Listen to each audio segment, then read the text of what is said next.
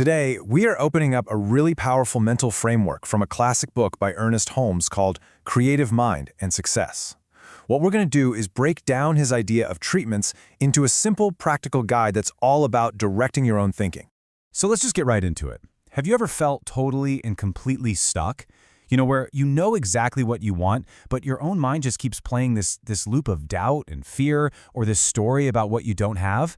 It's that really frustrating feeling that your own internal monologue is the one thing holding you back. Well, that's exactly what this is for. This is a practical guide to directing your thinking.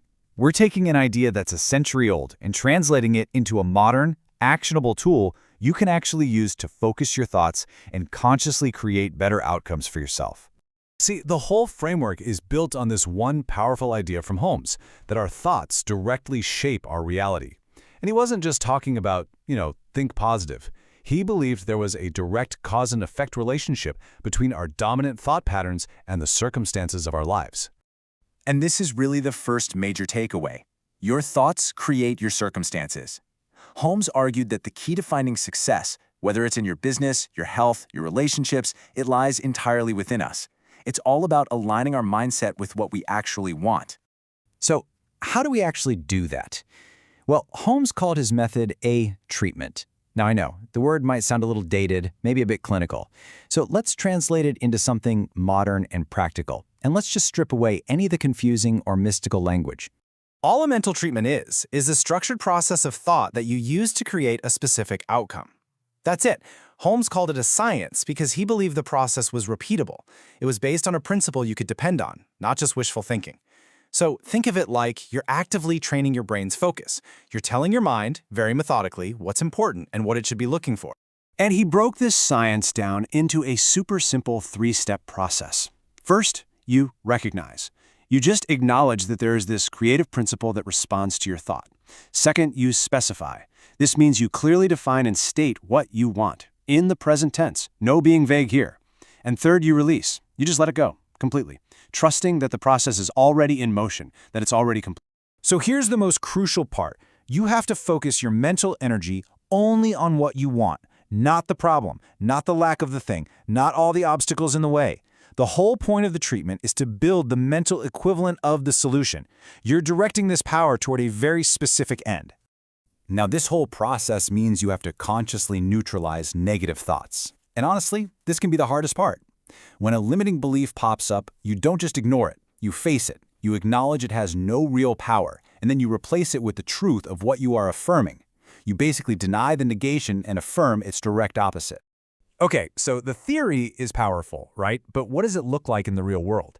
Let's talk about how we can turn this concept into a practical tool for everyday life. At work, in our relationships, and even with our personal habits. Let's start with work.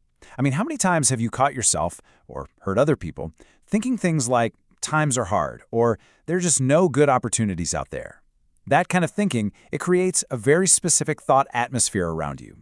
The treatment approach just tackles this head-on. You actively deny those negative statements. You recognize them for what they are, false beliefs that have no power. And then you affirm their direct opposite. So instead of dwelling on lack, you affirm something like, I am a center for opportunity, I'm receptive to new ideas. You're shifting your identity from someone who's just waiting for security to someone who knows their own thinking is the real power in their career. Okay, now let's apply this to relationships. It is so easy to get stuck in a negative loop here, right? Focusing on a conflict, replaying arguments in your head, or just mentally listing a person's faults. So on one side, you have that problem focus, replaying arguments, expecting things to go wrong, and that mental atmosphere just tends to attract more of the same. But on the other side, you have the solution focus, the treatment approach. This is where you direct your thoughts toward the qualities you actually want: harmony, connection, understanding. You are consciously building the mental atmosphere for those good things to show up. And finally, let's talk about habits, because this is where this framework gets really, really interesting. It kind of flips the typical approach to change completely on its head. Think about it. Most of us try to break a bad habit by fighting it, by focusing on what we don't want to do. Well, the treatment approach is the exact opposite. It says, don't struggle against the old pattern. Instead, use your thought to build the reality of the new one. Embody the identity of the person who already has the habit you want. Convince yourself of that new truth first, and the actions will start to follow naturally. Okay, now that we've covered the theory and a few examples, let's actually try it. We're going to walk through a really simple 90-second treatment together. So just find a comfortable position, relax for a second, and just follow my voice. All right. First, just bring to mind one specific positive outcome you'd like to experience. Could be anything, your health, your work, a relationship. Just pick one thing and see it clearly in your mind. Now for the first step, recognition. Just silently acknowledge that there is a creative power that responds to your thought. It's intelligent, it's responsive, it's everywhere. Next, step 2, specification. State your desire clearly and in the present tense, as if it's already true. Something like, I am filled with a sense of peace and harmony. Or maybe, I am receptive to the perfect new opportunity. Just state your specific truth to yourself now, and really feel the reality of it. And finally, the third step, release. Just let it go. Stop thinking about it, stop trying to figure it out. Simply accept that it is done. Feel a sense of gratitude and peace, knowing you've set the process in motion. Holmes would often end a treatment with this sense of absolute finality. It is done. The mental work is complete, and now the principle is acting on your word.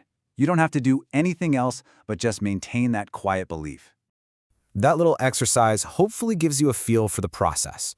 So let's do a quick recap of the key takeaways from this whole framework just to really lock them in. First, and most important, your thoughts directly influence your circumstances. Second, remember that a treatment is just a structured, repeatable way to direct your thought. Third, the process itself is simple. Recognize, specify, and release. Fourth, and this one is critical, always focus your mind on the outcome you want, not the problem. And finally, that feeling of absolute belief that it's already done, that's the crucial final step. This isn't about ignoring challenges, it's about consistently returning to your chosen mental state. So the real question I want to leave you with is this. How could you apply this simple framework to just one area of your life, maybe even starting today? What's one negative thought you could consciously deny, and what positive truth could you affirm in its place? You know, this is just the beginning of learning how to direct your thought. Up next, we're going to explore how to maintain that directed mental atmosphere for more consistent results.